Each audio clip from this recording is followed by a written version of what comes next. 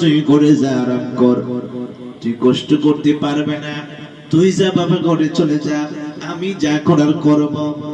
বাবা যখন দেখে সন্তানের কষ্ট হয়, বাবা মায়ের মায়া লাগে কি লাগে না? বাবা মায়ের ঠিকই মায়া লাগে, কিন্তু সন্তানের মায়া। সন্তান ফাঁকি দেয়, বাবা আমারে কষ্ট দেয়, মেহনত করলে তোমরা করবে, কাজ করলে তোমরা করবে। সন্তান দেখে দেখো বাবা মায়ের কাজে সহযোগিতা করে না, এরকম সন্তান আছে কি নাই? বাবাটা হাল চাষ করে, রুদ্রে পড়ে, জমির রোপণ করে, বৃষ্টিতে ভিজে। কিছু কিছু সন্তান আছে দেখে দেখো বাবাকে না দেখে বান্দরে দূরে থাকে। ও মনে করে কষ্ট করলে বাবাই করবে, কষ্ট করলে ভাই করবে, আমি কষ্ট করব না। এমন নিষ্ঠুর সন্তান দুনিয়াতে আছে কি নাই? কি বলেন, আছে কি নাই?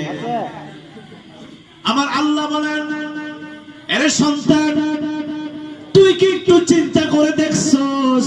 সন্তানি, তোমার কষ্ট তোমার মা সহ্য করতে পারে না, তোমার কষ্ট তোমার বাবা সহ্য করতে পারে না। পরিশ্রম করার জন্য তোরে দেয় না, মেহনত করার জন্য তোরে দেয় না। তুই কি একটু ভাবস না তোরে কত কষ্ট করে, মেহনত করে, কত আদর করে, সোহাগ করে, মায়া করে, স্নেহ মমতা দিয়ে তোরে বড় করলো। ও সন্তান, তোর কি একটু মায়া লাগে না? তোর কি একটু দয়া লাগে না? বাবা কষ্ট করে, তোর মায়া লাগে না? মা কষ্ট করে, তোর মায়া লাগে না?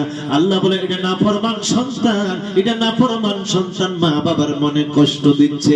আমার রাসূল বলেন, যদি মা আর বাবার মনে কষ্ট দেয়, সন্তান তুমি জেনে রাখো, এই কষ্ট আমার আল্লাহর কষ্ট। সন্তান, তুমি যদি তোমার মারে কষ্ট দাও, বাবাকে কষ্ট দাও, রাসূল বলেন এই কষ্ট আমার আল্লাহকে কষ্ট দেওয়ার স্বামী। জোরে কর নাউযুবিল্লাহ। আমার নবীজি বলেন, রাদার রাব্বি ফি রাদাল ওয়ালিদাইন, মা বাবার খুশি আমার আল্লাহ খুশি। সুবহানাল্লাহ বলুন না।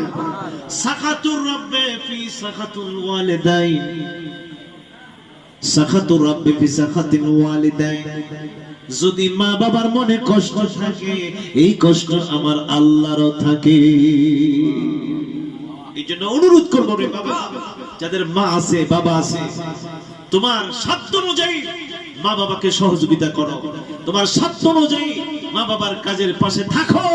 তুমি মাস্তানি করো আর বাপে হাল চাষ করে, তুমি মানব চাকরি দেখাও আর বাবা দিন মজুরি করে মাথার মধ্যে